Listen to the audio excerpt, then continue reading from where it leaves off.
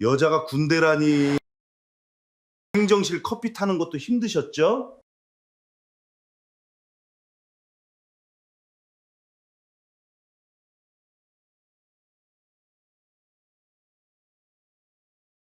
군대에서 계급은 깡패다. 흔히들 하는 말입니다. 하지만 그 계급장이 자신의 인성마저 덮어줄 수 있다고 착각하는 순간 파멸은 예고 없이 찾아와요.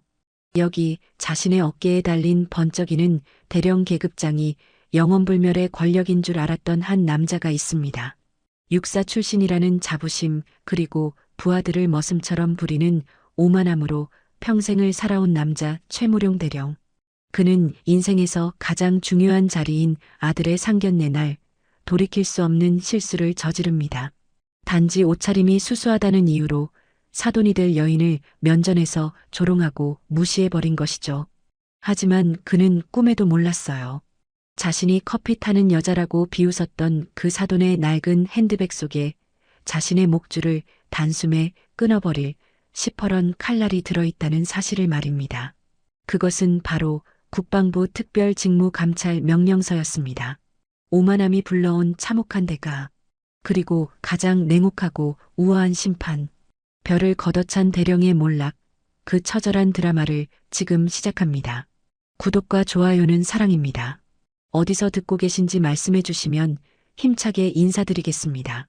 강원도 최전방 산골짜기에 위치한 가상의 육군 901 보병연대, 세상과 단절된 이곳에는 대한민국 법전보다 더 위에 군림하는 절대적인 법이 하나 있습니다. 바로 연대장 최무룡 대령의 기분입니다. 오후 12시 점심시간. 연대장실의 풍경은 마치 조선시대 왕의 수라상을 보는 듯 했어요. 병사들이 먹는 식판밥 대신 고급 도자기 그릇에 담긴 윤기 흐르는 갈비찜과 자연산 송이버섯이 테이블을 가득 채우고 있었습니다. 이 음식들은 어디서 났을까요? 연대 취사병들이 최 대령 한 사람을 위해 별도로 조리한 특식이었어요. 당번병? 예. 연대장님. 최 대령이 젓가락으로 갈비찜을 뒤적이다가 인상을 찌푸렸습니다. 고기가 왜 이렇게 질겨? 너 이거 한우일 플러스 등급 사오라고 시켰는데 딴 거 사온 거 아냐? 아닙니다. 읍내 정육점에서 가장 좋은 걸로 공수해 왔습니다. 요즘 애들은 일을 대충 한단 말이야. 물러가 있어. 최 대령은 혀를 차며 병사가 건넨 물수건으로 손을 닦았어요. 그의 손짓 하나, 눈짓 하나에 병사들은 사시나무 떨듯 떨었습니다. 그에게 병사는 국방의 의무를 수행하는 전우가 아니었어요. 그저 자신의 손발이 되어줄 개인 머슴일 뿐이었죠. 잠시 후 작전과장 소령이 결제 서류를 들고 들어왔습니다. 그는 육군사관학교 출신이 아닌 학군단 출신 장교였어요. 충성, 연대장님 다음 주 혹한기 훈련 계획 보고 드리겠습니다. 거기도. 최 대령은 쳐다보지도 않고 이쑤시개를 쑤시며 거만하게 말했습니다. 김소령, 너 이번 훈련 때 병사들 간식비 얼마나 책정했냐? 예, 병사 1인당 2,000원씩 총 300만 원 예산 잡혀 있습니다. 컵라면이랑 초코파이 지급할 예정입니다. 300만 원? 맞네. 최 대령의 눈이 탐욕스럽게 번뜩였어요. 그거 반으로 줄여. 예. 하지만 규정상 이 답답한 친구야. 그러니까 자네가 진급이 안 되는 거야. 융통성이 없어서야 원. 최 대령이 의자를 박차고 일어나 김소령의 어깨를 짓누르듯 쳤습니다. 요즘 애들 배부르고 등 따뜻해서 훈련 제대로 안 해. 배가 좀 고파야 정신력이 살아나는 거야. 150만 원은 남겨서 내 지휘 활동비로 돌려. 이번에 사단장님 오시면 접대도 해야 할 거 아냐. 내 말이 틀려? 김소령은 주먹을 꽉 쥐었지만 고개를 숙일 수밖에 없었어요. 육사 출신 성골인 최 대령에게 밉보였다가는 군 생활이 끝장난다는 것을 누구보다 잘 알고 있었기 때문입니다. 알겠습니다. 이것은 명백한 횡령이자 형법 제123조 직권 남용 권리 행사 방해죄에 해당합니다. 공무원이 자신의 직권을 남용하여 의무 없는 일을 하게 하거나 정당한 권리 행사를 방해하는 행위. 지휘관이라는 지위를 이용해 부하 병사들을 사적으로 부리고 국고를 자신의 쌈짓돈처럼 유용하는 것. 이것이 바로 900일 연대라는 성 안에서 벌어지는 일상이었어요. 최 대령은 만족스러운 듯 배를 두드리며 창밖을 내려다보았습니다. 연병장에서 땀 흘리며 구보를 하는 병사들이 그의 눈에는 그저 작은 장난감 병정들처럼 보였어요. 역시 남자는 권력을 잡아야 해. 이 맛에 군인하는 거지.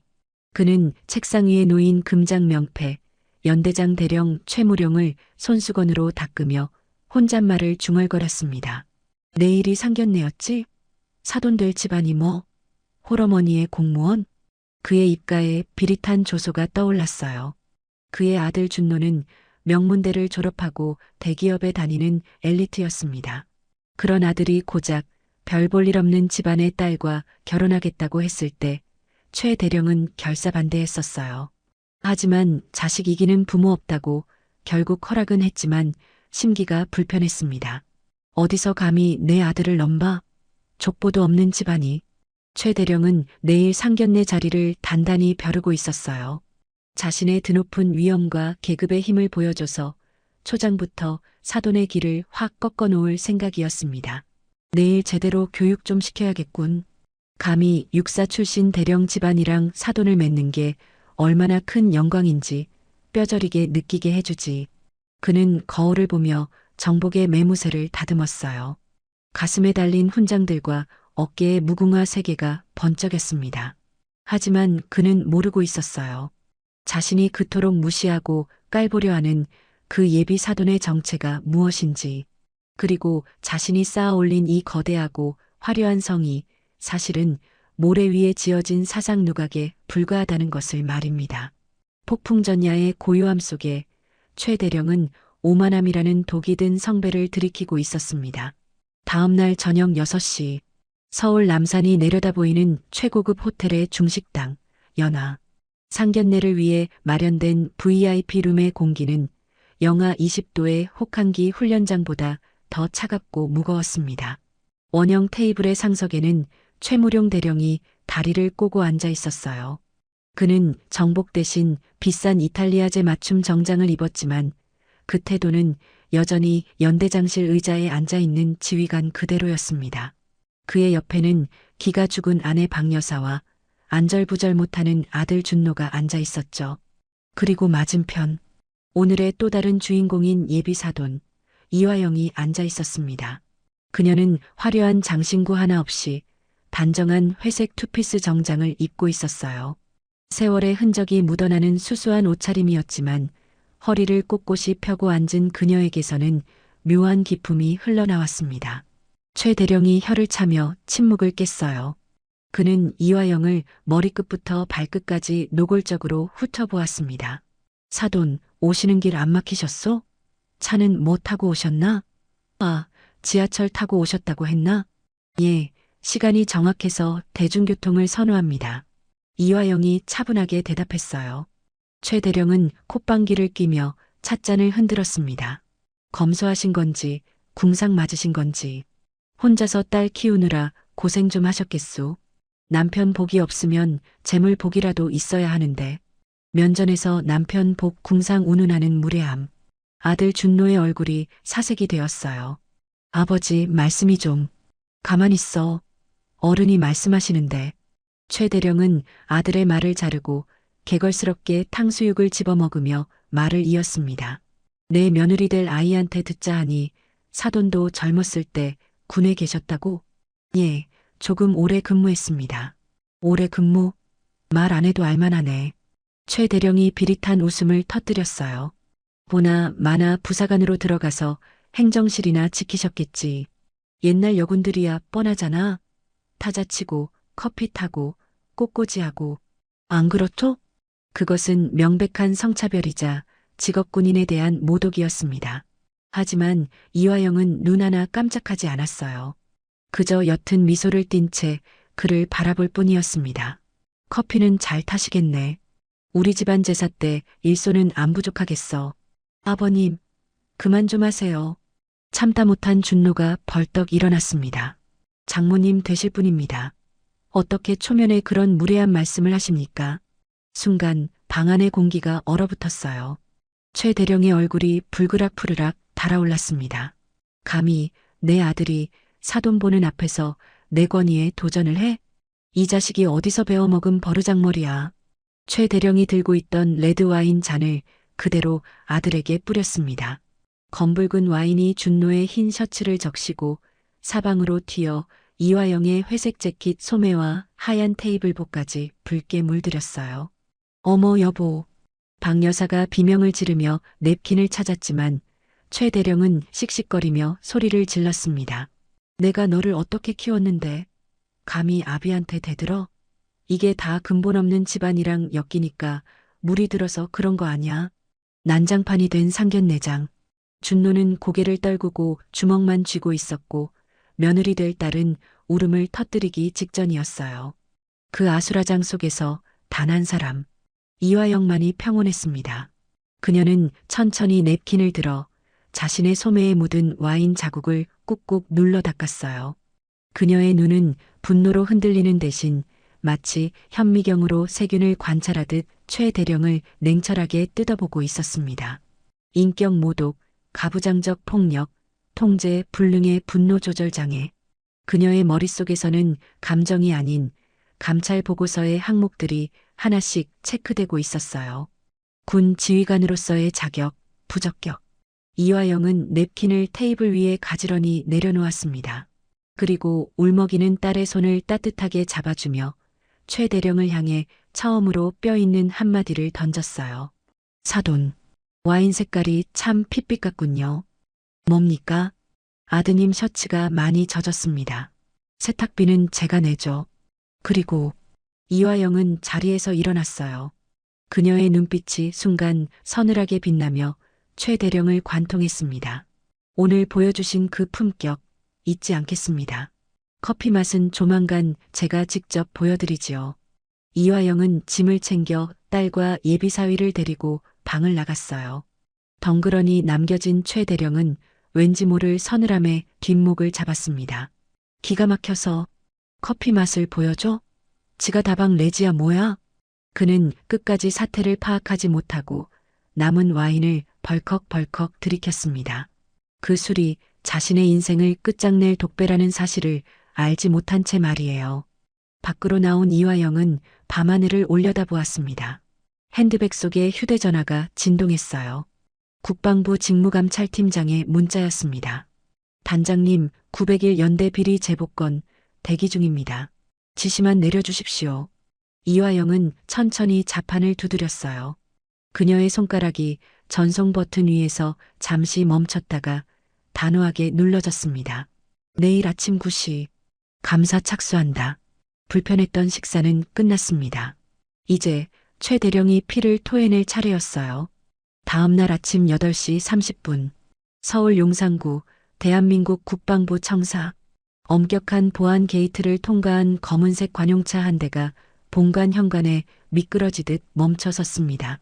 운전병이 내려 뒷문을 열자 어제 상견례장에서 와인 세례를 받았던 그 여인 이화영이 내렸어요.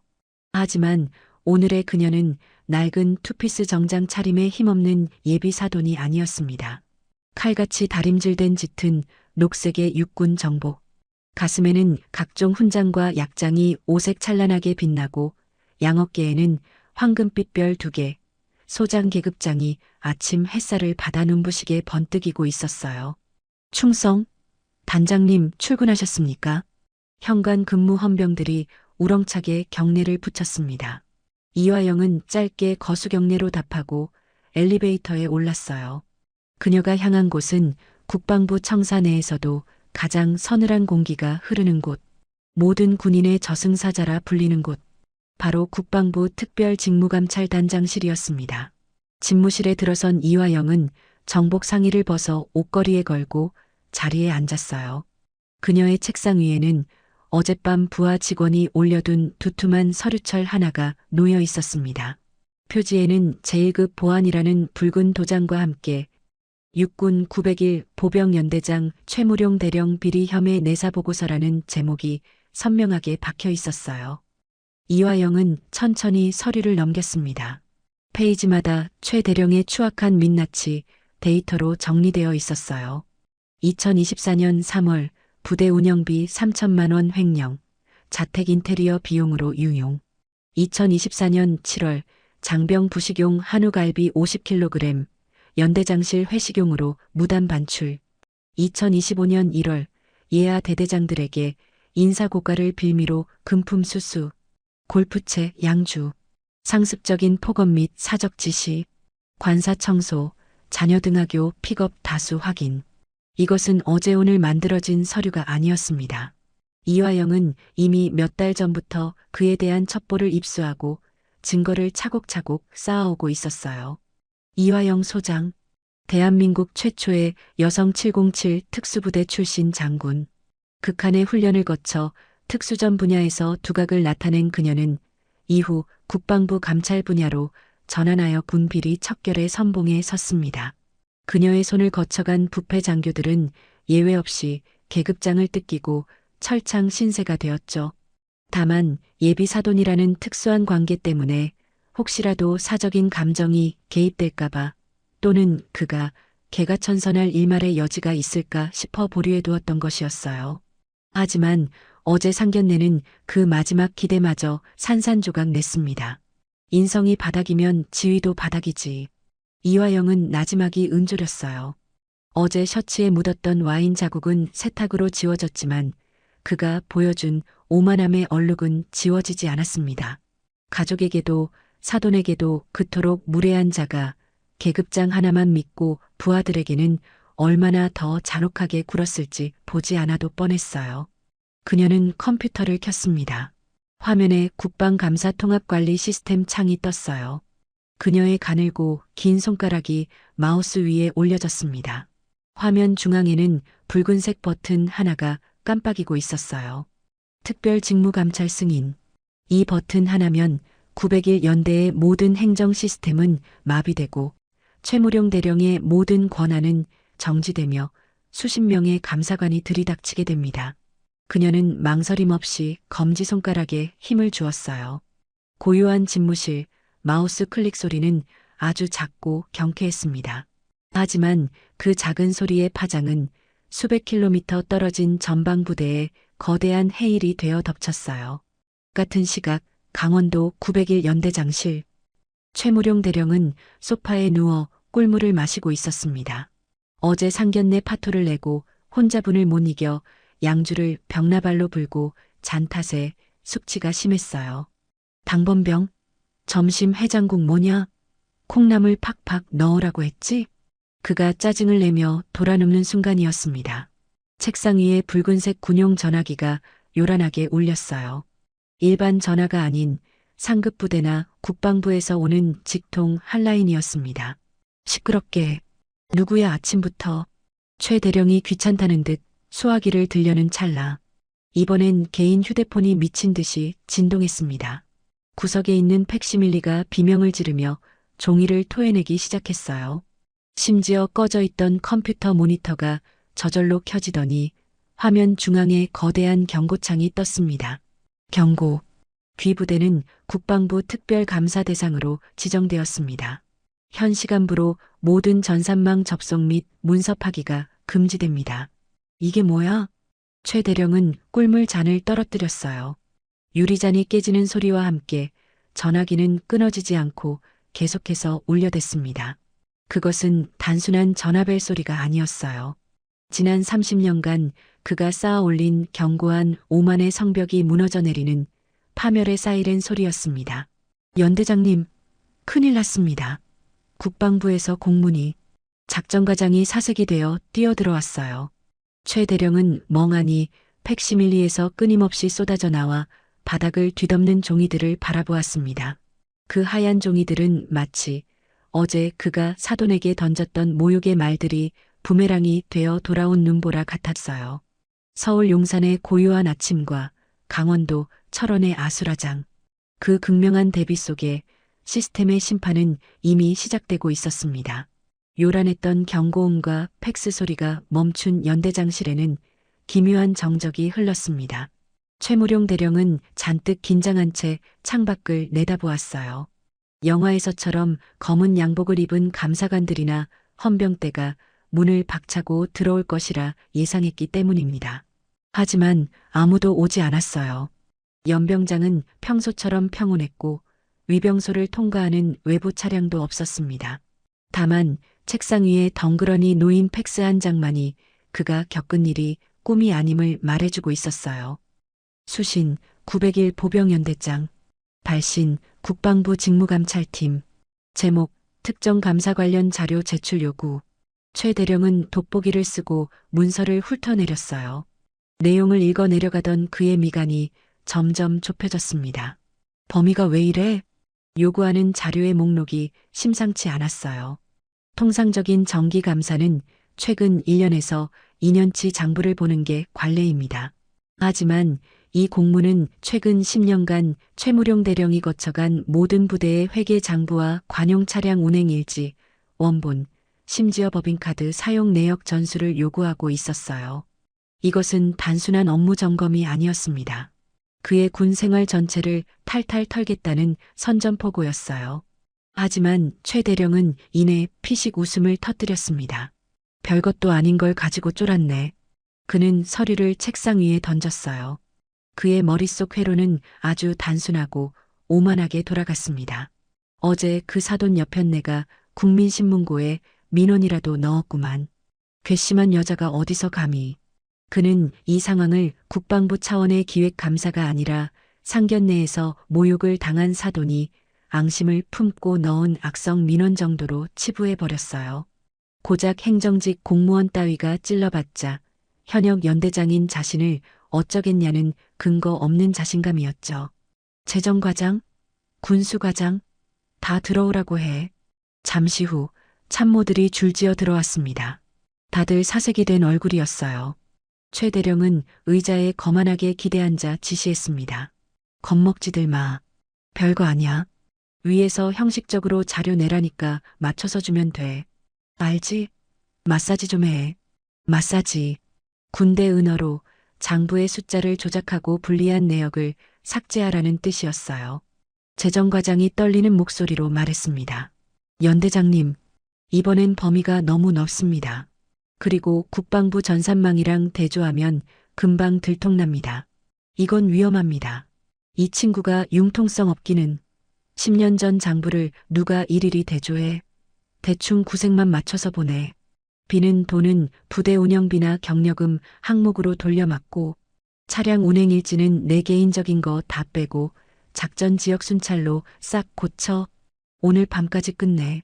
하지만 그건 명백한 공문서 위조입니다. 걸리면 징역형입니다. 재정과장이 마지막 용기를 내어 항변했어요. 형법 제225조 공문서 위조 및 변조죄, 그리고 제229조 위조 등 공문서 행사죄. 이것은 벌금형조차 없는 중범죄입니다. 10년 이하의 징역에 처해지며 군인 신분으로 이를 저지르면 가중처벌을 받아 파면은 물론 구속을 면치 못하는 무거운 죄예요. 하지만 최 대령의 귀에 그런 법 조항 따위는 들리지 않았습니다. 시끄러워. 내가 책임진다니까. 너 내 명령 불복종하는 거야? 너 고가 박살 나고 싶어? 시키는 대로 해. 결국 권력의 공포가 법의 공포를 이겼어요. 참모들은 고개를 떨구고 물러났습니다. 그날 밤 연대장실 옆 행정사무실의 불은 꺼지지 않았어요. 파쇄기가 돌아가는 소리와 위조된 장부에 가짜 도장을 찍는 소리만이 밤새도록 이어졌습니다.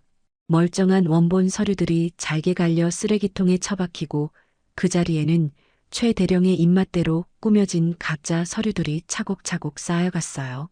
새벽 3시 최 대령은 위조된 서류 뭉치를 보며 만족스러운 미소를 지었습니다. 그렇지. 완벽해. 서류만 깨끗하면 아무도 못 건드려. 그깟 민원, 종이 쪼가리 몇 장으로 덮으면 그만이지. 그는 자신이 승리했다고 믿었어요. 하지만 그는 가장 중요한 사실을 간과하고 있었습니다. 서울 국방부 청사 이화영 소장의 모니터 앞. 그녀는 지금 901 연대 행정실에서 벌어지고 있는 일들을 실시간 로그 기록으로 지켜보고 있었어요. 그녀가 보낸 자료 제출 요구서는 정보를 얻기 위함이 아니었습니다. 최 대령이 제 발로 걸어 들어오게 만든 덫이었어요. 횡령은 돈을 갚으면 감형될 여지라도 있지만 증거인멸과 공문서 위조는 빠져나갈 구멍조차 없는 확실한 구속 사유가 되기 때문입니다. 미끼를 물었군. 이화영은 화면 위로 떠오르는 파일 수정됨, 데이터 삭제됨이라는 로그를 보며 차갑게 중얼거렸어요. 보이지 않는 손이 오만한 독재자의 목을 서서히 그리고 완벽하게 조여가고 있었습니다. 다음 날 아침 9시 901 연대장실. 밤새 부하들을 닥달해 서류 조작을 마친 최무룡 대령은 콧노래를 흥얼거리며 출근했습니다. 작전과장, 커피 한 잔 타와. 아주 진하게. 그는 의자에 털썩 앉으며 뻐근한 어깨를 돌렸어요. 밤새 위조한 회계 장부와 차량 일지는 완벽했습니다. 부대 운영비로 빼돌린 한우 갈비값은 경력금 항목으로 둔갑했고 골프장 픽업에 썼던 관용차 기록은 작전 지역 지형 정찰로 말끔하게 세탁되었어요. 털어봐야 먼지가 나와야 잡지. 종이 쪼가리 몇 장으로 날 잡겠다고? 최 대령은 책상 위 컴퓨터 전원을 켰습니다. 국방부 감사팀에 이 완벽한 가짜 서류를 전송하기 위해서였어요. 부팅이 완료되고 국방지휘 통제 시스템 로그인 창이 떴습니다. 그는 익숙하게 아이디와 비밀번호를 입력했어요. 경쾌한 엔터키 소리. 하지만 모니터에 뜬 건 환영 메시지가 아니었습니다. 경고. 접속이 거부되었습니다. 코드 0 대시 억세스 디나이드. 사유, 감사 대상자 계정 정지. 국방부 직무감찰단. 비밀번호 틀렸나? 최 대령은 미간을 찌푸리며 다시 자판을 두드렸어요. 이번엔 더 세게. 접속 불가. 해당 계정은 잠금 처리되었습니다. 뭐야? 왜 로그인이 안 돼? 최 대령이 마우스를 집어 던질 듯이 책상을 내리쳤어요. 그 소리에 밖에서 대기하던 통신과장이 기겁하며 뛰어들어왔습니다. 연대장님, 무슨 일이십니까? 컴퓨터가 맛이 갔어. 빨리 안 고쳐? 나 지금 서류 보내야 한단 말이야. 통신과장이 허둥지둥 키보드를 만져보았지만 화면에는 붉은색 경고창만 떠 있을 뿐이었어요.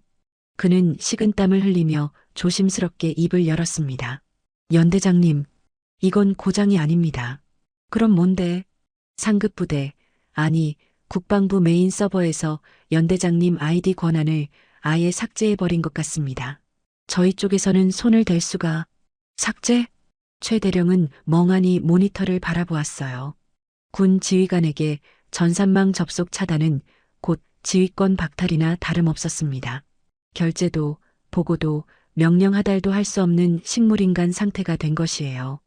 그 시각 서울 국방부 청사 이화영 소장의 모니터에는 최 대령이 접속을 시도한 로그 기록이 실시간으로 뜨고 있었어요. 9시 5분 12초. 최무룡, 아이디 이글 901. 접속 시도, 차단됨. 이화영은 차가운 커피를 한 모금 마시며 옆에 있는 수사관에게 물었습니다. 어젯밤 901 연대 서버 트래픽이 급증했지? 예, 단장님. 밤새도록 데이터 수정 작업이 있었습니다. 아마 장부를 조작한 것 같습니다. 멍청한 사람. 우리가 확보한 건 그가 수정한 엑셀 파일이 아니라 은행 전산망에 찍힌 금융거래 원본인데 말이야. 이미 이화영의 손에는 최 대령이 법인카드를 긁은 실제 영수증 내역과 은행 서버에서 직접 받은 입출금 로그가 들려 있었어요. 그가 밤새 만든 가짜 장부는 오히려 증거 인멸 시도라는 혐의만 추가시킬 뿐이었습니다.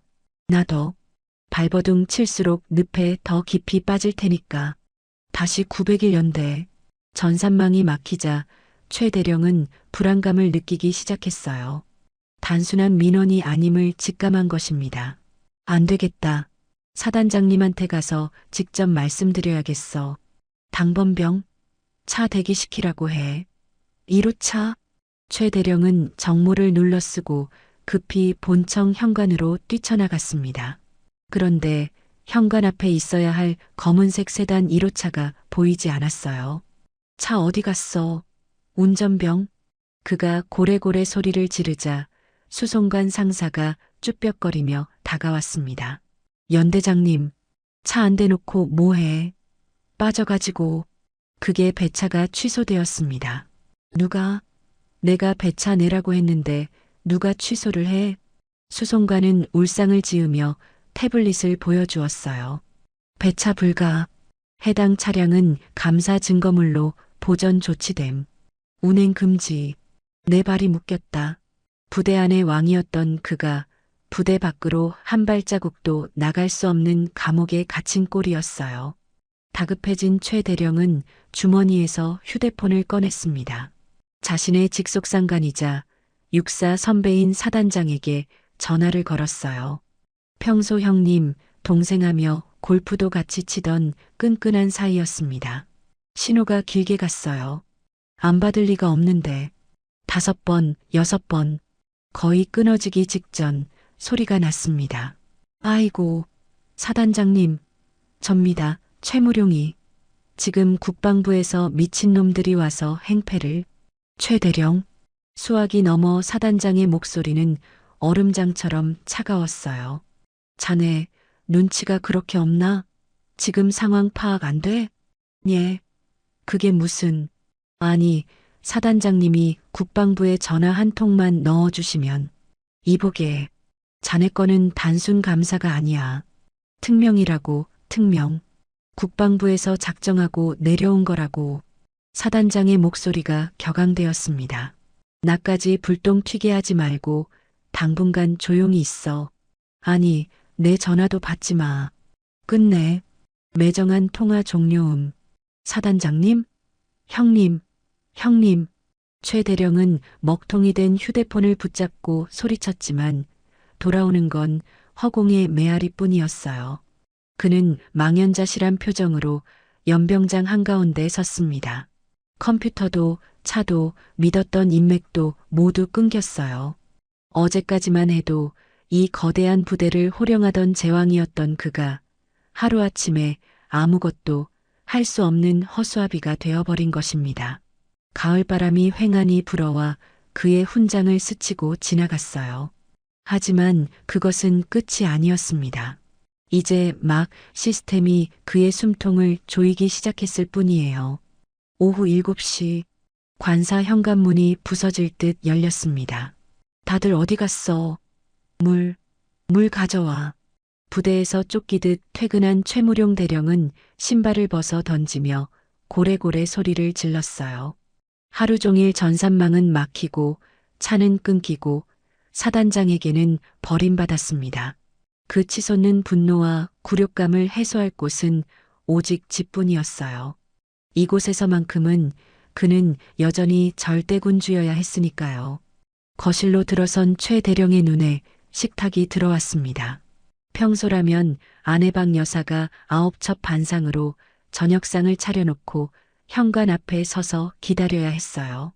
하지만 식탁 위는 텅 비어 있었고 집안은 절간처럼 고요했습니다. 이 여편네가 미쳤나? 박명숙, 준노야. 최 대령은 씩씩거리며 안방 문을 벌컥 열었어요.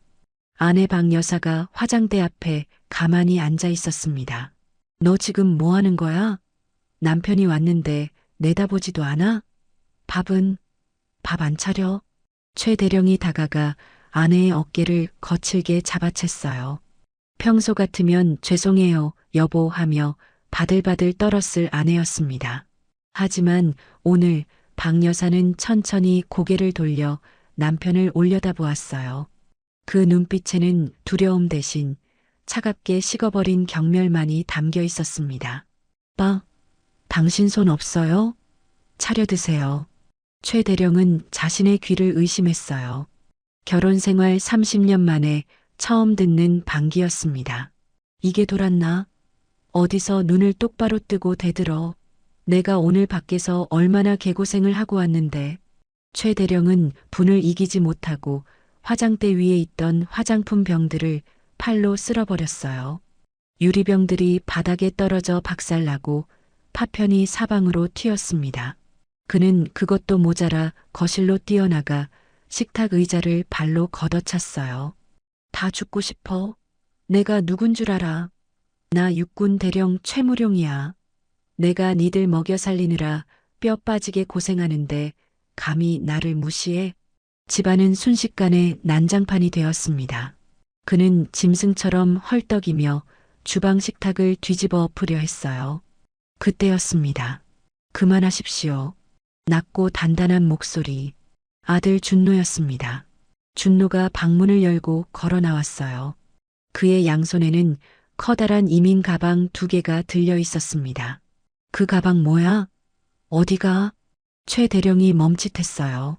준노는 가방을 현관 앞에 내려놓고 아버지의 눈을 똑바로 응시했습니다. 아버지, 아니, 최무룡 씨. 최무룡 씨?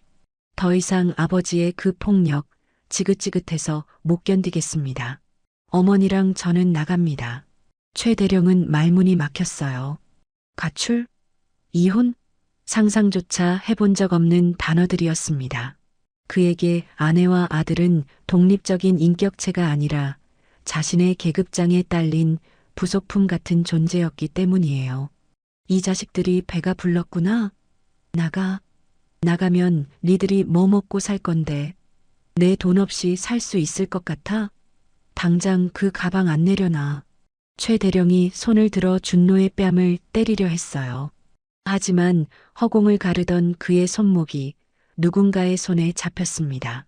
박 여사였어요. 이거 놓지 않을래?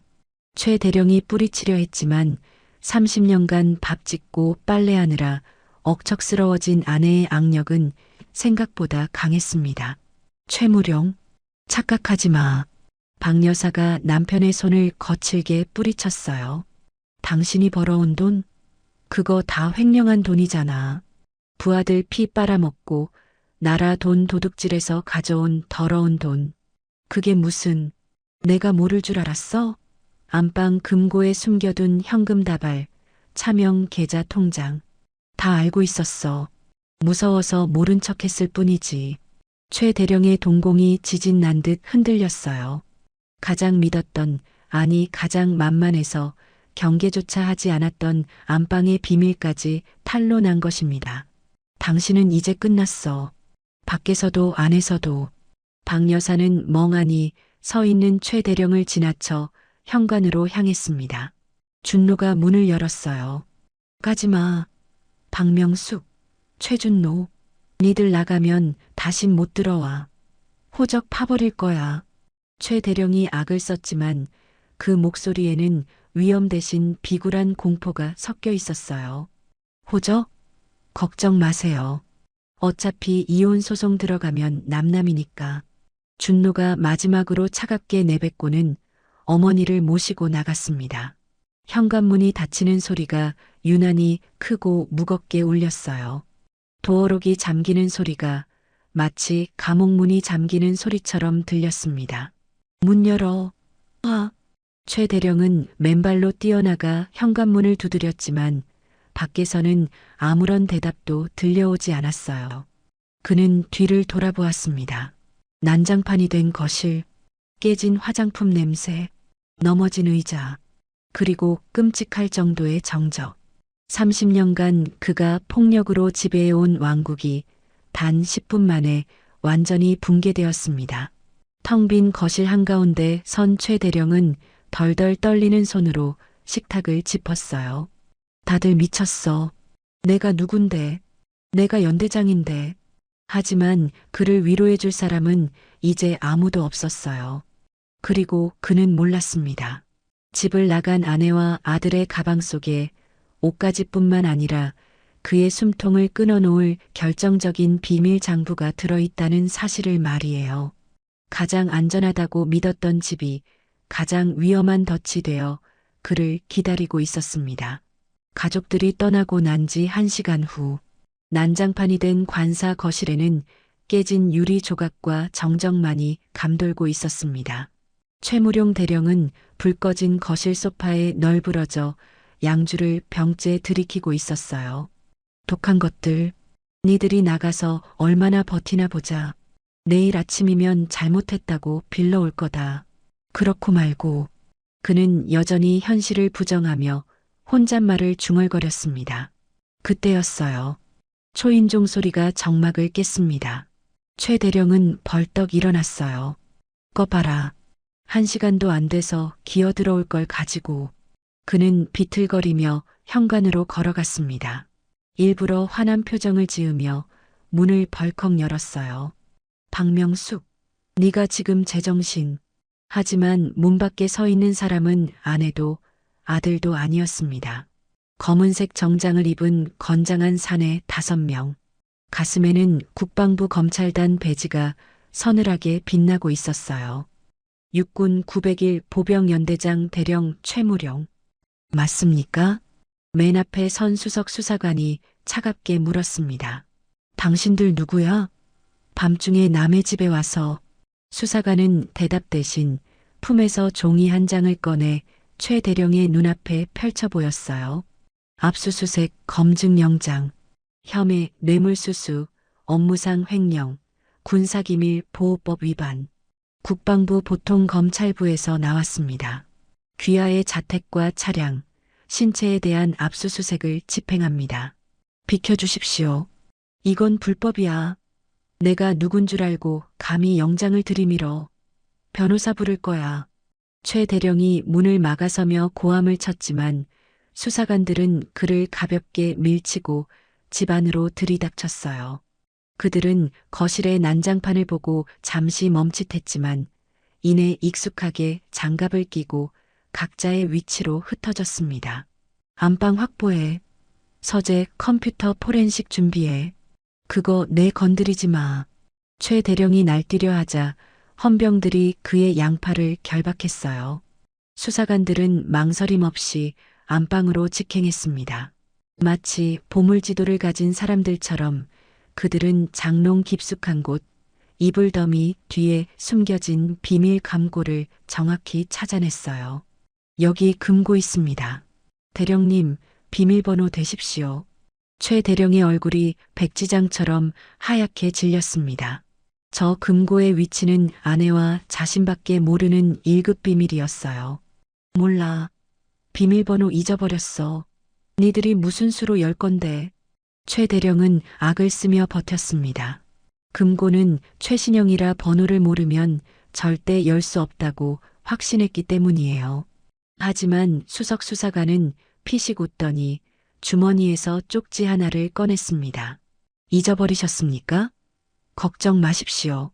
저희가 알고 있습니다. 205. 기계음과 함께 굳게 닫혀있던 금고 문이 허무하게 열렸어요.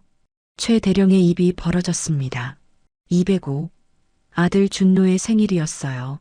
금고 안에는 5만 원권 현금 다발 수십 개와 10년치 비리 내역이 꼼꼼하게 적힌 수기 장부가 고스란히 들어있었습니다. 건설업체 사장에게 받은 뇌물, 부식비 횡령 내역, 인사청탁 리스트까지 빼도 박도 못하는 결정적 물증이었어요. 이럴 리가 없어. 이걸 어떻게. 최 대령은 다리에 힘이 풀려 주저앉았습니다. 수사관은 압수한 장부를 증거물 봉투에 담으며 말했어요. 대령님, 이 장부 누가 제보했는지 궁금하십니까? 수사관이 서류 한 장을 보여주었습니다. 공익신고서, 신고자 성명란에 적힌 익숙한 이름, 최준노. 아들이? 최 대령의 눈동자가 흔들렸어요. 수사관은 신고서에 첨부된 준노의 자필 진술서를 소리내어 읽었습니다. 나의 아버지는 군인이 아닙니다. 군복을 입은 도둑입니다. 아버지가 더 이상 군인의 명예를 더럽히지 않도록 아들인 제가 고발합니다. 최 대령이 짐승 같은 비명을 질렀어요. 그것은 분노가 아니었습니다. 뼛속 깊은 배신감과 절망이었어요. 자신이 평생을 바쳐 키운 아들이 자신의 등에 칼을 꽂았다는 사실이 믿기지 않았습니다. 어떻게 내 새끼가 나한테 이래. 내가 널 어떻게 키웠는데. 수사관은 냉정하게 그를 내려다보며 말했습니다. 아드님 탓하지 마십시오. 이건 대령님이 자초한 일입니다. 공익신고자 보호법에 따라 아드님은 법적으로 보호받으며 대령님은 특정범죄 가중처벌법상 뇌물죄로 무기 또는 10년 이상의 징역을 살게 될 겁니다. 수뢰액이 1억 원이 넘거든요. 뇌물수수죄. 받은 돈의 액수에 따라 형량이 기하급수적으로 늘어나는 중범죄. 준노는 아버지의 금고 속에 정확히 얼마가 들어있는지 알고 있었기에 아버지가 빠져나갈 수 없는 가장 무거운 죄목으로 신고한 것이에요. 자, 가시죠. 조사는 검찰단에서 받으시죠. 수사관이 최 대령의 손목에 차가운 은팔찌, 수갑을 채웠습니다. 그 소리는 30년 군 생활의 종말을 알리는 종소리 같았어요. 최 대령은 질질 끌려나가면서도 텅 빈 아들의 방을 바라보았습니다. 책상 위에 놓여있던 가족사진 액자가 바닥에 떨어져 깨져 있었어요. 그는 깨진 유리 조각 위로 비친 자신의 일그러진 얼굴을 보며 깨달았습니다. 자신은 성의 주인이 아니라 그 성에 갇힌 괴물이었음을, 그리고 그 괴물을 죽인 용사는 다름 아닌 자신이 가장 사랑했고 동시에 가장 괴롭혔던 아들이었음을. 호송차의 붉은 경광등이 밤하늘을 어지럽게 비추는 가운데 최 대령의 오열 소리만이 공허하게 울려 퍼졌습니다. 새벽 2시 국방부 근무지원단 헌병대대 유치장. 최무룡 대령은 포승줄에 묶인 채 철창 안에 갇혀 있었습니다. 불과 몇 시간 전까지 입고 있었던 고급 맞춤 정장은 압수되었고 대신 미결수라는 글자가 박힌 칙칙한 갈색 수의를 입고 있었어요. 이봐, 헌병, 나 전화 한 통만 쓰자. 변호사 선임해야 할 거 아냐. 최 대령이 쇠창살을 붙잡고 고래고래 소리를 질렀습니다. 당직 근무를 서던 헌병 하사가 무심한 표정으로 다가와 유선 전화기를 철창 틈으로 밀어 넣었어요. 변호인 선임을 위한 통화만 가능합니다. 5분 드립니다. 최 대령은 떨리는 손으로 수화기를 들었어요. 그가 가장 먼저 누른 번호는 변호사가 아니었습니다. 자신의 든든한 뒷배라고 믿었던 육군사관학교 선배, 국방부 정책기획관 김 소장이었어요. 신호는 가는데 받지 않았습니다. 새벽이라 자는 걸까? 아니면 거절 버튼을 누른 것입니다. 지금은 전화를 받을 수 없습니다. 최 대령은 다시 걸었어요. 이번에는 육사 동기인 인사사령부 처장에게. 전원이 꺼져 있습니다. 또다시 실패. 그는 미친 듯이 다이얼을 돌렸습니다. 형님, 동생하며 골프를 치던 선배들, 뇌물을 상납했던 장군들, 심지어 자신이 진급을 도와줬던 후배들까지 자신의 전화번호부에 저장된 황금 인맥 수십 명에게 전화를 걸었어요. 하지만 결과는 참혹했습니다. 단 한 명도, 정말 단 한 명도 그의 전화를 받지 않았어요. 이 나쁜 자식들. 내가 니들한테 쓴 돈이 얼마인데 어떻게 나한테 이래. 최 대령은 수화기를 붙잡고 울부짖었습니다.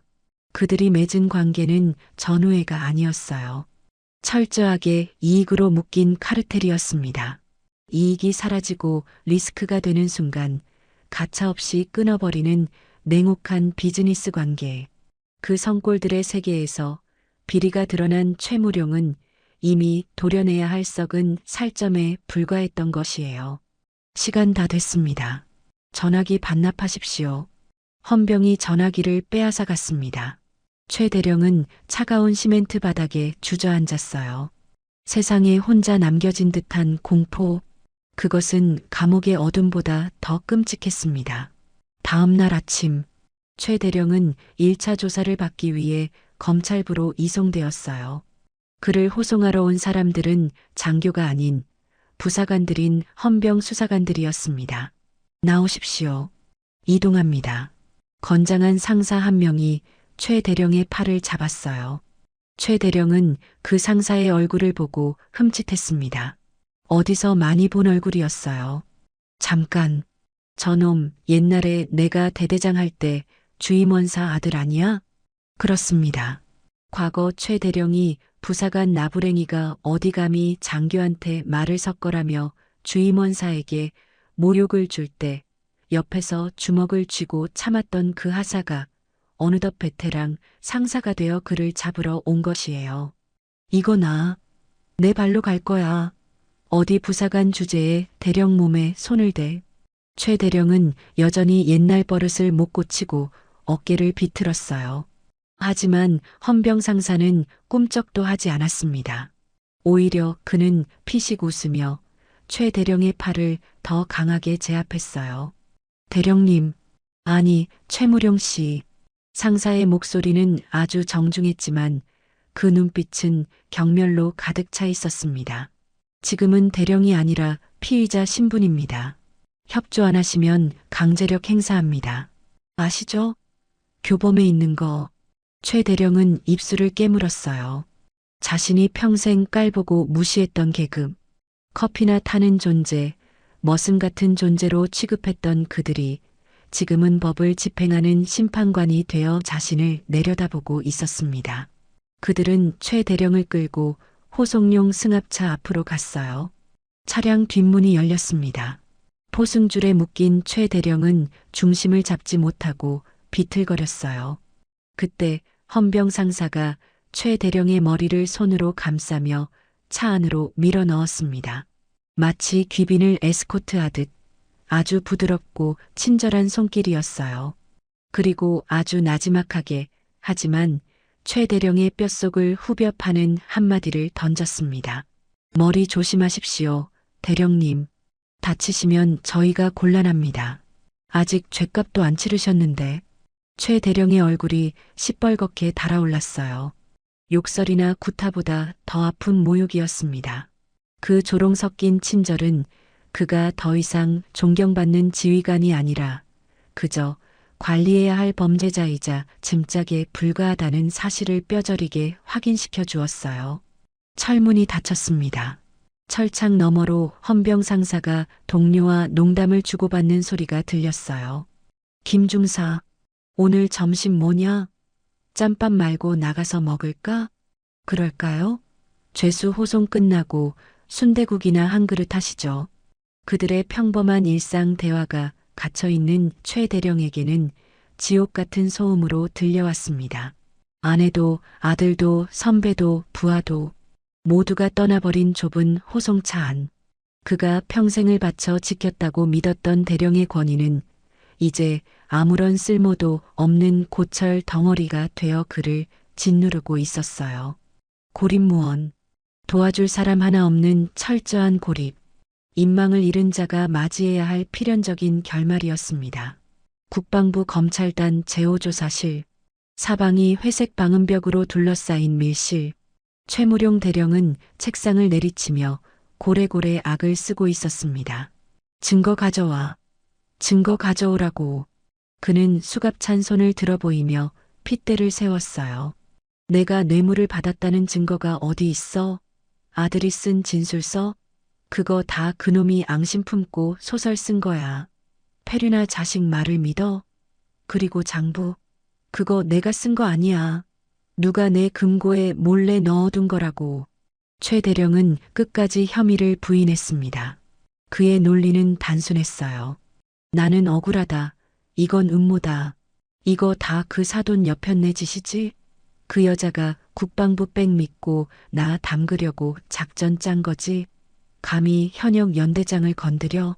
나가면 가만 안 둬. 명예훼손으로 싹 다 고소할 거야. 그는 여전히 자신이 피해자라고 믿고 있었어요. 자신의 30년 군 생활이 고작 커피나 타던 여자의 모함으로 무너질 리 없다는 오만한 아집. 그것이 그가 붙잡고 있는 마지막 동아줄이었습니다.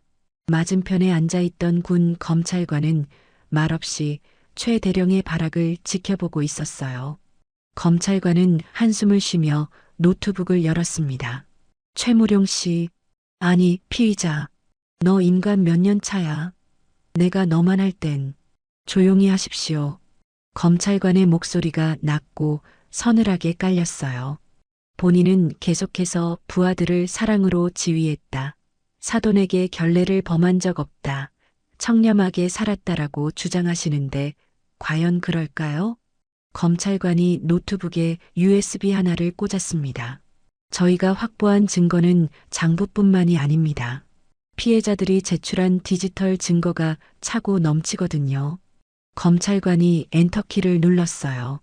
스피커에서 노이즈 섞인 소음이 들리더니 이내 익숙한 목소리가 흘러나왔습니다. 김소령, 너 이번 훈련 때 병사들 간식비 얼마나 책정했냐?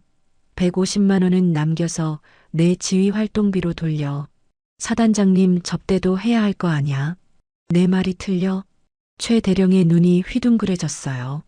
일화에서 김소령 작전과장에게 횡령을 지시하던 그 상황. 김소령이 혹시 모를 사태에 대비해 스마트워치로 녹음해둔 파일이었습니다. 이건 그냥 훈계 차원에서 당황한 최 대령이 말을 더듬었지만 검찰관은 멈추지 않았어요.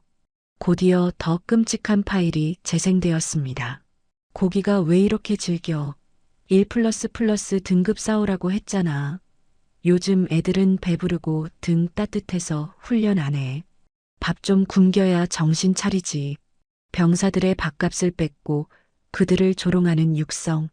조사실의 공기가 차갑게 얼어붙었습니다. 이건 지휘관의 훈계가 아닙니다. 횡령 교사 및 직권 남용의 명백한 증거죠. 아니야. 저건 편집된 거야. 악마의 편집이라고. 최 대령은 식은땀을 줄줄 흘리며 부정했어요. 하지만 검찰관은 비릿한 미소를 지으며 마지막 파일을 클릭했습니다. 그럼 이것도 편집일까요? 이건 이화영 단장님이 직접 제출하신 겁니다. 스피커를 타고 흘러나오는 목소리. 며칠 전 호텔 중식당에서의 그 오만방자했던 목소리였어요. 여자가 군대라니. 행정실에서 커피나 탔겠지. 안 그렇죠? 최 대령의 얼굴이 흙빛으로 변했습니다. 이 자식이 어디서 배워먹은 버르장머리야. 감히 아비한테 대들어? 이게 다 근본 없는 집안이랑 엮이니까 물이 들어서 그런 거 아니야? 생생했습니다. 너무나도 생생했어요. 사돈의 인격을 모독하고 자식에게 술을 끼얹으며 폭언을 퍼붓는 그 추악한 현장이 고스란히 담겨 있었습니다. 최 대령은 입을 다물지 못했어요. 그날 그 방에는 도청 장치 같은 건 없었습니다. 기억 안 나십니까? 검찰관이 차갑게 물었어요. 이화영 단장님께서 그러시더군요. 그날 제 휴대폰이 테이블 위에 있었던 걸 잊으셨나 봅니다. 라고요. 최 대령의 머릿속에 스쳐 지나가는 기억. 이화영이 냅킨으로 와인을 닦을 때 테이블 한쪽에 뒤집혀 놓여있던 검은색 스마트폰. 그녀는 모욕을 당하는 그 순간에도 감정적으로 대응하는 대신 조용히 녹음 버튼을 눌러 증거를 남기고 있었던 것이에요. 당신은 이 목소리로 수많은 사람의 인격을 살인했습니다. 부하들을 착취했고 가족을 협박했고 사돈을 모욕했죠. 검찰관은 재생을 멈췄어요. 이 녹음 파일들 법정에서 틀면 판사가 뭐라고 할 것 같습니까? 이 사람은 30년 동안 군인이 아니라 깡패로 살았구나 하지 않을까요? 최 대령은 아무 말도 할 수 없었어요. 자신의 목소리가 이토록 혐오스럽게 들린 적은 처음이었습니다. 육사 출신, 연대장, 국가의 기둥. 그가 평생을 바쳐 꾸며온 그 화려한 수식어들이 스피커에서 흘러나온 시궁창 같은 욕설들에 의해 산산조각 났어요. 이건 위선입니다. 30년의 위선. 검찰관이 노트북을 덮으며 쐐기를 박았습니다. 이제 그만 인정하시죠. 당신은 음모에 빠진 게 아닙니다. 당신의 그 새치 혀가 당신의 목을 조른 겁니다. 최 대령은 고개를 떨구었어요. 그의 어깨가 짐승처럼 들썩였습니다. 억울해서가 아니었어요. 쪽팔려서였습니다. 자신이 커피 타는 여자라고 무시했던 사람 앞에서 자신이 얼마나 천박한 인간이었는지를 들켜버린 수치심. 그것이 그를 무너뜨렸어요. 조사실의 형광등 불빛 아래 오만했던 독재자는 사라지고 자신의 목소리에 짓눌린 초라한 범죄자만이 남아 있었습니다. 한 달 후 국방부 고등군사법원 대법정. 엄숙한 공기가 흐르는 이곳에 대한민국군을 뒤흔든 901 연대장 비리 사건의 1심 선고 공판이 열렸습니다. 방청석은 취재진과 군 관계자들로 가득 찼어요. 피고인석에 앉은 최무룡은 수척해진 얼굴에 덥수룩한 수염, 그리고 미결수 수의를 입고 있었습니다. 불과 한 달 전까지 연대를 호령하던 제왕의 모습은 온데간데 없고 그저 초라한 늙은 죄수만이 앉아 있을 뿐이었죠. 재판장이 무거운 목소리로 입을 열었습니다. 피고인 최무룡, 특정범죄 가중처벌법 위반 뇌물, 업무상 횡령, 직권 남용 권리행사 방해 등 총 7가지 혐의로 기소되었습니다. 인정합니까? 최무룡은 천천히 일어났어요. 그는 이 순간만을 위해 준비한 회심의 연기를 시작했습니다. 고개를 푹 숙이고 어깨를 떨며 억지로 눈물을 짜냈어요. 재판장님, 존경하는 재판부 여러분. 그의 목소리는 물기 어린 듯 떨렸습니다. 제가 부덕했습니다. 부하들을 너무 아끼는 마음에 밥이라도 더 먹이려고 융통성을 부린 것이 횡령이라는 무서운 죄가 될 줄은 몰랐습니다. 방청석에서 혀를 차는 소리가 들렸어요. 뻔뻔한 거짓말이었지만 모르는 사람이 들으면 우직한 군인의 실수처럼 들릴 법한 화술이었습니다. 저는 30년 동안 오직 국가와 민족만을 위해 살았습니다. 제 청춘을 전방고지에서 다 바쳤습니다. 그런데 뇌물이라니요. 그건 건설업체 사장이 고생한다며 쥐어준 경력금이었습니다. 거절하지 못한 제 불찰이지만 사리사욕을 채우려던 건 결코 아니었습니다. 그는 주먹으로 가슴을 치며 오열했어요. 부디 평생을 군에 바친 이 늙은 군인의 명예만은 지켜주십시오. 선처해 주신다면 남은 인생 조용히 봉사하며 살겠습니다. 그의 눈물 연기는 꽤 그럴듯했습니다. 군사법원에서는 정상 참작이라는 것이 중요해요. 피고인이 진심으로 반성하고 국가에 기여한 공로가 인정되면 형량을 줄여주는 제도죠. 최무룡은 바로 그 점을 노리고 피해자 코스프레를 하고 있는 것이었어요. 하지만 군 검찰관은 코웃음을 쳤습니다. 피고인의 변론 잘 들었습니다. 아주 감동적이군요. 그렇다면 검찰 측 증인을 신청하겠습니다. 검찰관이 법정 문을 가리켰어요. 증인, 들어오십시오. 문이 열리고 한 여성이 들어왔습니다. 최무룡의 눈이 커졌어요. 그의 아내, 박명숙 여사였습니다. 최무룡은 속으로 환호했어요. 그래, 여보, 당신이 와줬구나. 내가 남편인데 설마 불리한 말을 하겠어? 잘만 하면 집행유예로 나갈 수 있어. 그는 아내를 향해 간절한 눈빛을 보냈어요. 하지만 증인석에 앉은 박 여사는 남편에게 눈길조차 주지 않았습니다. 재판장이 물었습니다. 증인, 피고인과의 관계가 어떻게 됩니까? 법적으로는 부부지만 사실상 노예와 주인 관계였습니다. 최무룡이 당황하여 소리쳤어요. 박 여사는 차분하게 마이크를 잡았습니다. 피고인은 방금 국가를 위해 헌신했다고 했습니까? 거짓말입니다. 그는 국가가 아니라 오직 자기 자신의 탐욕을 위해 군복을 입은 사람입니다. 장내가 술렁이기 시작했어요. 증인, 구체적으로 말씀해 주십시오. 검찰관이 유도 신문을 시작했습니다. 피고인이 횡령한 부대 운영비, 부하들 밥 먹이는 데 썼습니까? 아니요. 박 여사는 단호하게 대답했어요. 그 돈으로 제 명품 가방 사주고 본인 골프채 바꾸고 유흥업소 다니는 데 썼습니다. 여기 그가 술에 취해 자랑하듯 말한 내용을 적어둔 제 일기장 사본을 제출합니다.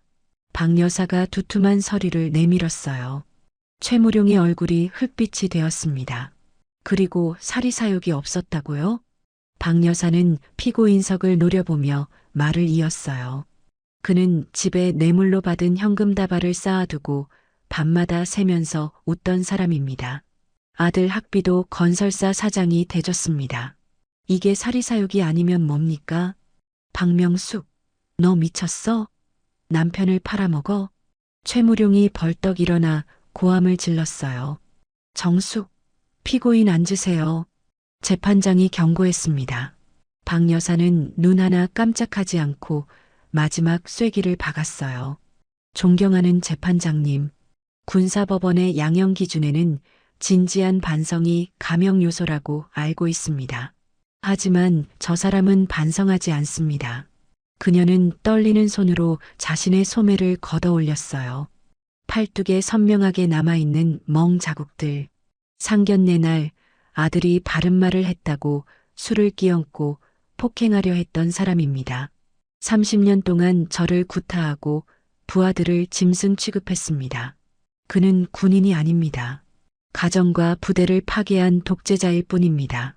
법정 안은 찬물을 끼얹은 듯 조용해졌어요.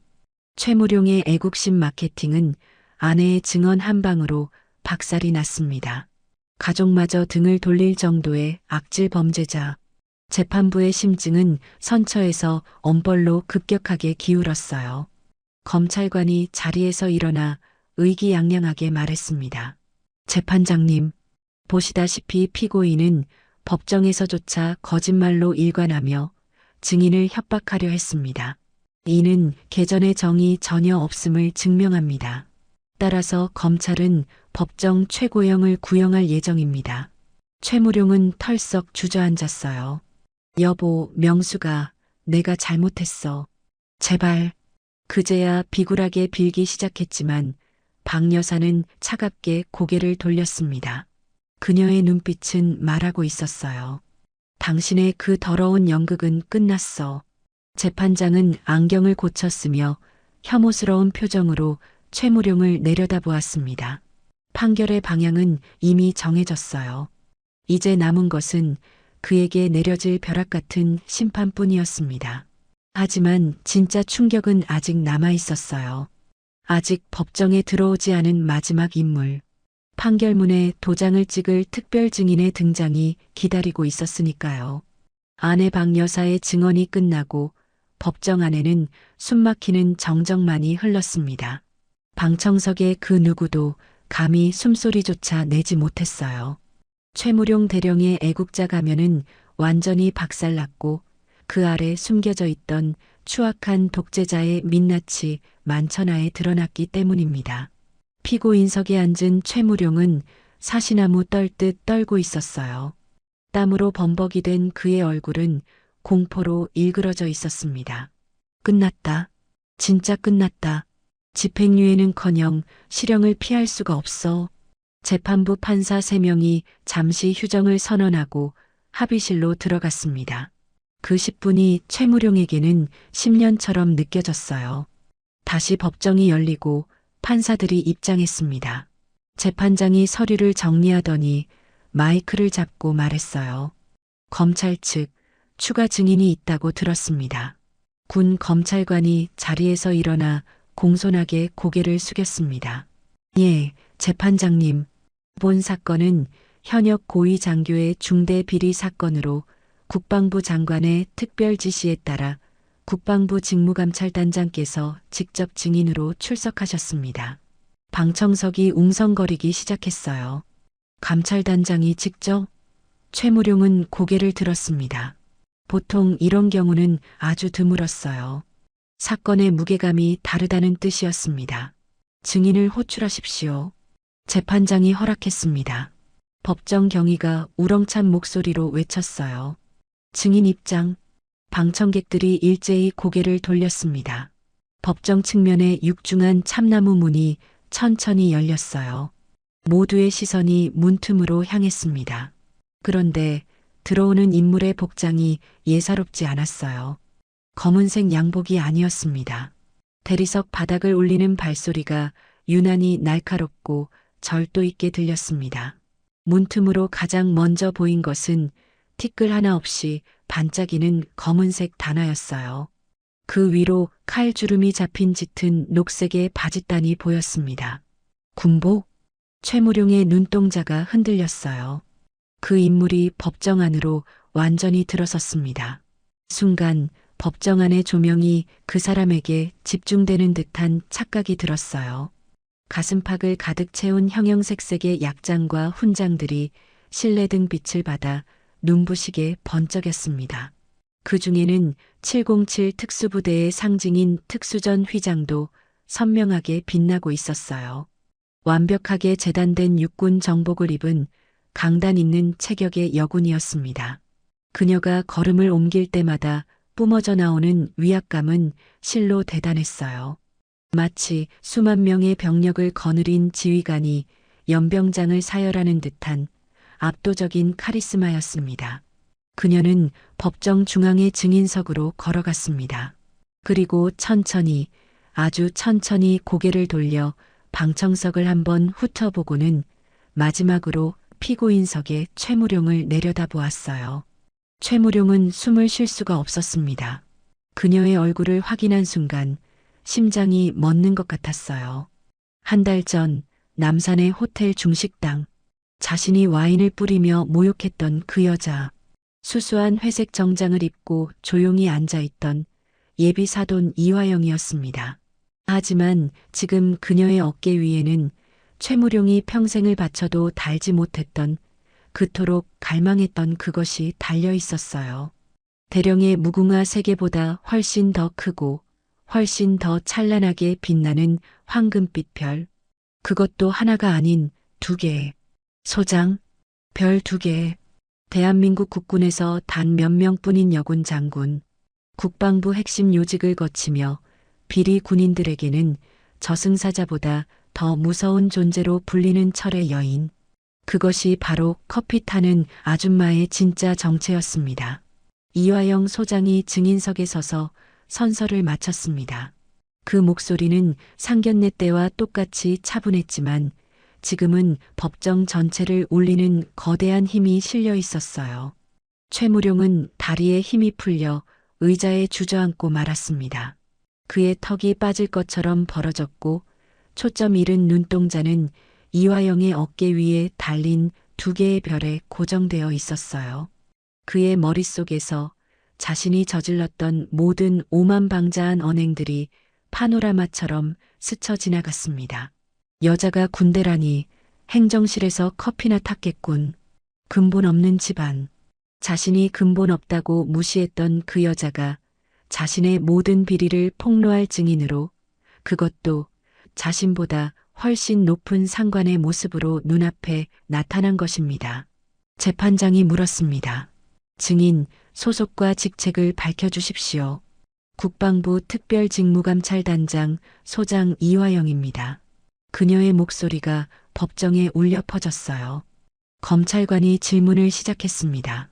증인께서는 피고인 최무룡의 비리를 직접 조사하셨습니까? 예. 제가 직접 지휘하여 조사했습니다. 이화영이 서류를 펼쳤어요. 피고인은 최근 10년간 총 2억 3천만 원의 부대 운영비를 횡령했으며 건설업체로부터 1억 5천만 원의 뇌물을 받았습니다. 또한 부하 장교와 병사들에게 상습적인 폭언과 사적 노역을 시켰습니다. 그녀는 최무룡을 똑바로 바라보며 말을 이었어요. 그리고 피고인 최무룡, 어디 불편합니까? 안색이 안 좋군요. 그녀의 서늘한 눈빛이 최무룡의 흔들리는 동공을 정확히 꿰뚫었습니다. 최무룡은 말을 제대로 이을 수가 없었어요. 혀가 마비된 것처럼 굳어버렸습니다. 그는 떨리는 손가락으로 이화영을 가리키며 간신히 쉰 목소리를 짜냈어요. 커피 타던? 그것은 질문이 아니었습니다. 자신의 오만함이 만들어낸 거대한 착각이 산산조각 나는 순간 터져나온 패배자의 처절한 신음소리였어요. 황금빛 별 2개가 오만한 대령의 심장을 짓누르고 있었습니다. 법정 안의 공기는 날카로운 유리 조각처럼 차갑고 팽팽했습니다. 증인석 아래의 최무룡은 넋이 나간 사람처럼 입을 벌린 채 이화영 소장을 올려다보고 있었어요. 자신이 커피 타는 여자라고 조롱했던 그 사람이 지금 증인석에서 자신의 모든 비리를 폭로한 별 2개짜리 장군이라니. 이것은 악몽이 분명했습니다. 깨어나고 싶은 끔찍한 악몽. 검찰관이 마지막 질문을 던졌습니다. 증인께서는 피고인 최무룡에게 하고 싶은 말씀이 있습니까? 이화영 소장은 잠시 침묵했어요. 그리고 천천히 최무룡을 똑바로 바라보며 입을 열었습니다. 최무룡 대령. 그녀의 목소리가 법정을 울렸어요. 자네가 내게 했던 말 기억하나? 여자가 군대에서 커피나 탄다고 했지. 이화영은 씁쓸한 미소를 지으며 말을 이었습니다. 맞아. 나는 커피를 아주 잘 타네. 왜냐하면 지휘관은 부하들이 잠든 사이에도 깨어 있어야 하니까. 그들의 고충을 듣고 쓴 잔을 함께 나누는 게 지휘관의 의무니까. 그녀의 목소리가 점점 단단해졌어요. 하지만 자네는 그 커피잔에 부하들의 피와 눈물을 담아 마셨어. 장군님, 한 번만 용서해 주십시오. 제가 몰라서 그랬습니다. 최무룡이 울며불며 매달렸지만 이화영의 일침은 가차 없었습니다. 군인의 계급은 휘두르라고 있는 권력이 아니라 견뎌야 할 책임의 무게다. 그녀는 어깨에 달린 두 개의 별을 가리키며 쐐기를 박았어요. 자네는 그 무게를 감당할 자격이 없다. 이화영 소장이 증인석에서 내려왔습니다. 그녀가 자리에 앉자 재판장이 무거운 표정으로 판결문을 들어 올렸어요. 이제 판결을 선고하겠습니다. 피고인은 기립하십시오. 최무룡이 후들거리는 다리로 겨우 일어섰습니다. 재판장이 판결문을 낭독하기 시작했어요. 피고인은 고위 장교로서 청렴의 의무를 저버리고 지위를 이용하여 부하들을 착취하였으며 뇌물을 수수하여 군의 기강을 문란하게 하였다. 또한 반성의 기미 없이 증인을 협박하고 법정을 기만하려 했다. 재판장의 시선이 잠시 방청석의 준노와 박 여사에게 머물렀다가 다시 최무룡에게로 향했어요. 이에 본 재판부는 다음과 같이 선고한다. 최무룡이 마른 침을 삼켰습니다. 제발 집행유예, 제발. 피고인 최무룡을 파면한다. 첫 번째 망치 소리가 최무룡의 심장을 때렸어요. 파면, 군인 신분 박탈은 물론 연금 전액 몰수, 30년 군 생활이 허공으로 날아가는 순간이었습니다. 하지만 끝이 아니었어요. 또한 징역 15년에 처하며 추징금 1억 5천만 원을 선고한다. 세 번의 망치 소리가 법정에 울려 퍼지며 최무룡의 운명의 사망 선고를 내렸습니다. 15년 실형. 이제 그는 군인이 아니라 정과자였어요. 내 연금, 내 계급장.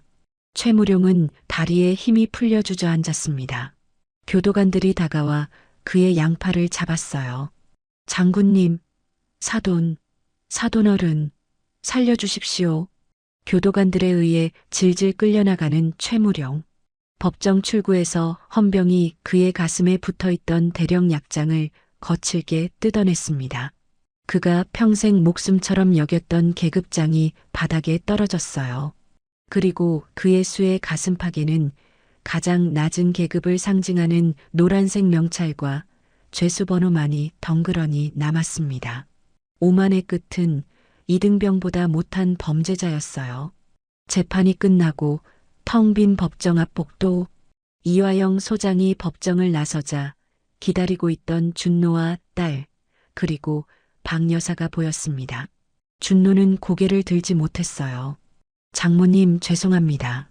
저 같은 놈이 감히 범죄자의 아들이라는 낙인, 아버지를 고발했다는 죄책감. 준노는 차마 이화영의 얼굴을 볼 면목이 없었습니다. 그때 따뜻한 손길이 준노의 어깨를 감싸 안았어요. 고개 들어라, 준노야. 이화영이었습니다. 그녀의 눈빛은 법정에서의 설이 빨갛던 모습과는 전혀 달랐어요. 따뜻하고 인자한 진짜 어머니의 눈빛이었습니다. 너는 죄인이 아니다. 너는 그 누구보다 용기 있는 행동을 했어. 내가 낸 용기가 우리 모두를 구했단다. 장모님, 준노의 눈에서 참았던 눈물이 터져 나왔어요. 이화영은 준노를 꽉 안아주며 등을 토닥였습니다. 이제 그만 울고 밥 먹으러 가자. 내 사위 배고프겠다. 박 여사가 눈물을 훔치며 이화영의 손을 잡았어요. 사돈, 아니 형님, 정말 고맙습니다. 별 말씀을요. 이제 진짜 가족이 되었으니 우리끼리 행복하게 살면 됩니다. 햇살이 쏟아지는 법원 정문. 이화영 소장과 그 가족들이 나란히 걸어나갑니다. 그들의 뒷모습은 그 어느 때보다 단단하고 평온해 보였어요.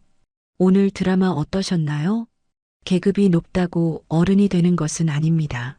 나이가 많다고 해서 존경받는 것도 아니에요. 자신의 잘못을 인정할 줄 아는 용기, 타인의 아픔을 감싸 안을 줄 아는 포용, 그리고 자신에게 주어진 책임의 무게를 묵묵히 견뎌내는 것. 그것이 바로 우리가 갖춰야 할 진정한 어른의 품격이 아닐까요?